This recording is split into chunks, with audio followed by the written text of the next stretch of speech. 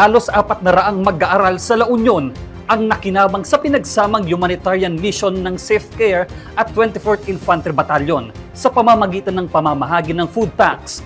Narito ang ulat ni MJ Lopez. Halos 400 mag-aaral mula sa Cabarwan Elementary School at Carcarama Elementary School sa La Union ang nakatanggap ng mga masusustansyang food packs sa isinagawang humanitarian outreach na naglalayong palakasin ang nutrisyon at kapakanan ng mga kabataan.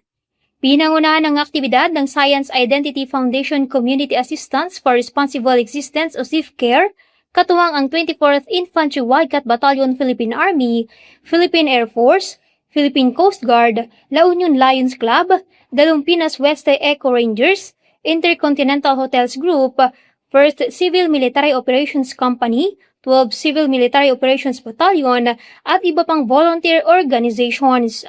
Bahagi ito ng Go Palakas program ng SIFCARE, isang taunang feeding initiative na nagsusulong ng wastong nutrisyon at holistic wellness ng mga mag-aaral bilang pundasyon ng kanilang pagkatuto at maayos na paglaki. Salamat po dahil kung wala po mga volunteers, mas mahirap po. Pero since nandyan po kayo, mas napadali po yung work, tsaka sobrang bilis na natapos yung pag-prepare ng food, tapos naging maganda lahat yung patakbo ng programa sa school. So maraming salamat po.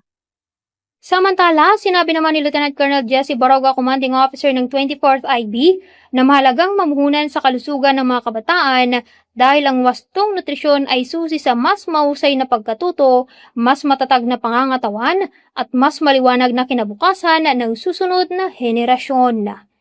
Higit pa sa pamamahagi ng pagkain, ipinakita ng pinagsanib na humanitarian mission ng SIFCARE, 24th Infantry Battalion at kanilang mga katuwang na organisasyon na ang pagkakaisa ng pamahalaan, pribadong sektor at mga voluntary group ay may konkretong ambag sa pagpapabuti ng kalusugan at kinabukasan ng mga batang Pilipino. Mula dito sa himpilan ng 24th Infantry Wildcat Battalion, Barangay Bugbuga, Santa Cruz, Ilocos Sur, ako, si MJ Lopez, ang iyong pamilyang kaugnaya para sa matatag na hukbong katihan ng Pilipinas.